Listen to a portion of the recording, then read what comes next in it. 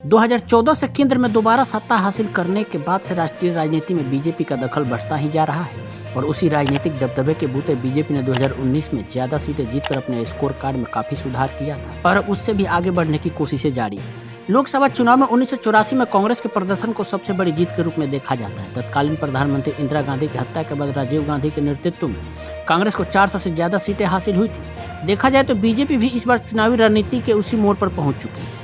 1984 में जैसी कांग्रेस की लहर थी राम मंदिर उद्घाटन समारोह को लेकर, इस बार बीजेपी के पक्ष में भी करीब करीब ऐसा ही माहौल महसूस किया जा रहा है। कांग्रेस के बराबर न सही, लेकिन सवाल उठता है कि क्या बीजेपी 2024 में 400 के आंकड़े को छू पाएगी। ऐसे में जबकि देश की राजनीति में उत्तर और दक्षिण की बहस चल रही है, जब बीजेपी यूपी में अयोध्या समारोह को सफल बनाने में जुटी है तो उसका बहिष्कार करते हुए कांग्रेस नेता राहुल गांधी मणिपुर से भारत जोड़ो न्याय यात्रा पर निकल चुके हैं और इंडिया ब्लॉक के ज्यादातर नेता अयोध्या समारोह के समानांतर अपनी मिलती जुलती व्यस्तता जाहिर कर रहे हैं। ऐसे में माहौल में उत्तर प्रदेश की अहमियत अपने आप बढ़ जाती है। अब सवाल ये उठता है कि 2024 में बीजेपी कितने सीटें जीत सकती है। 1984 के लोकसभा चुनाव में कांग्रेस ने यूपी की 85 में से 83 सीटें जीत ली थी।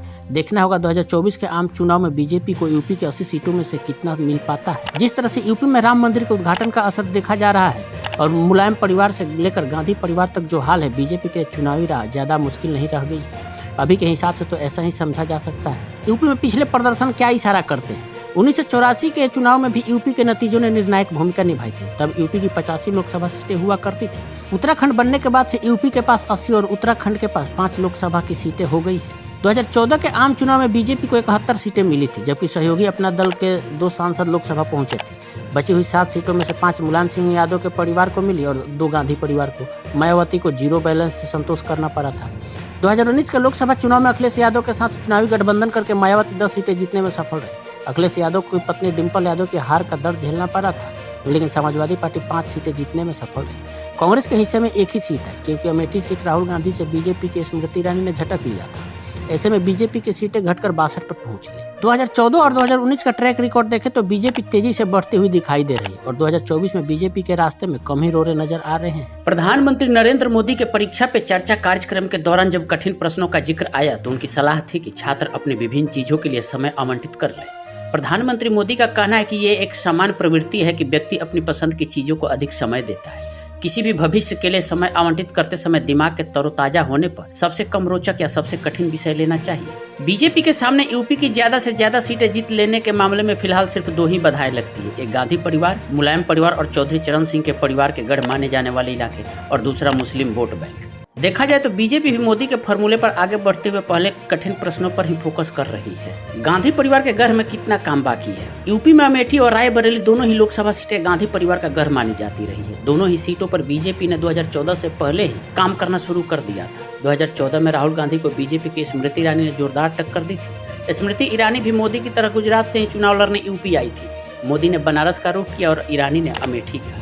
हार के बावजूद स्मृति ईरानी अपने मिशन में जुटी रही और उनकी बदौलत बीजेपी ने 2019 में अमेठी को झटक लिया था और इस बार रायबरेली को लेकर भी वैसे ही तैयारी है। कांग्रेस खेमे से दिनेश प्रताप सिंह के जरिए बीजेपी ने सह तो 2019 में ही दे दिया था। डिंपल यादव की हार की भरपाई के लिए अखिलेश यादव को थोड़ा इंतजार करना पड़ा। काफी मशक्कत के बाद अखिलेश यादव ने मुलायम सिंह यादव की मैनपुरी सीट से डिंपल यादव को लोकसभा पहुंचाकर परिवार का दबदबा कायम रखा और यही वजह है कि बीजेपी समाजवादी पार्टी के प्रभाव वाली सीटों को लेकर कारगर रणनीति पर काम कर रही है। समाजवादी पार्टी के दबदबे वाली सीटों की बात करें तो उपचुनाव में बीजेपी ने आजमगढ़ और रामपुर झटक लिए थे।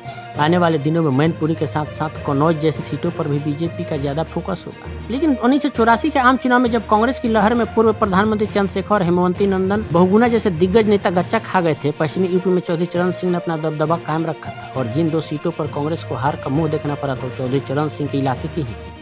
बागपत सीट से तो खुद चौधरी चरण सिंह ही चुनाव जीते थे। बीते कई चुनाव से जीत का इंतजार कर रहे चौधरी चरण सिंह के परिवार को 2024 में भी उम्मीद तो रहेगी ही। अगर इंडिया ब्लॉक की वजह से विपक्ष के हिस्से में जाने वाले वोट नहीं बढ़ पाए और एक दूसरे को ट्रांसफर हो जाए तो आरएलडी नेता जयंत चौधरी भी बीजेपी के लिए मुश्किल खड़ी कर सकते हैं। राजनीति में रिश्ते बहुत मायने रखते हैं। ताजा उदाहरण तो बिहार के मुख्यमंत्री नीतीश कुमार का आरजेडी नेता लालू यादव के घर पहुंचकर दही चूड़ा खाने की पहल में देखा जा सकता है। चुनावी रणनीति में भी ऐसे तमाम उदाहरण मिलते हैं। 2012 में अखिलेश यादव के यूपी का मुख्यमंत्री बन जाने के बाद कन्नौज सीट खाली हो गई थी तो उपचुनाव हुआ। तब समाजवादी पार्टी की तरफ से डिंपल यादव को उम्मीदवार बनाया गया। अखिलेश यादव के साथ साथ मुलायम सिंह यादव भी 2009 के चुनाव में राजबब्बर से डिंपल की हार से काफी दुखी थे। मुलायम सिंह यादव की बहू होने की वजह से कांग्रेस और बीएसपी ने अपने उम्मीदवार न उतारने का फैसला किया था और बीजेपी ने भी प्रकारांतर से वैसे ही किया। आखिरी वक्त में बीजेपी ने उम्मीदवार के रूप में जगदेव सिंह यादव के नाम की घोषणा की, लेकिन उस समय रहते अपना नामांकन नहीं दाखिल कर पाए और फिर डिम्पल यादव निर्विरोध चुनकर लोकसभा पहुंच गए। ऐसे ही मददगार विरोध बीजेपी की तरफ से 2014 में भी महसूस किया गया। तभी तो पूरी समाजवादी पार्टी हार गई, लेकिन मुलायम सिंह यादव 2 सीटों से और उनका परिवार जीत गया था। लेकिन नए दौर में कि बीजेपी में किसी को ऐसी गलतफहमी नहीं पाल लेनी चाहिए। जैसे जंग में सब कुछ जायज माना जाता है, बीजेपी आने वाला चुनाव बिल्कुल उसी तरीके से लड़ने जा रही है। मतलब कोई लिहाज नहीं, कोई किसी की परवाह नहीं करेगा।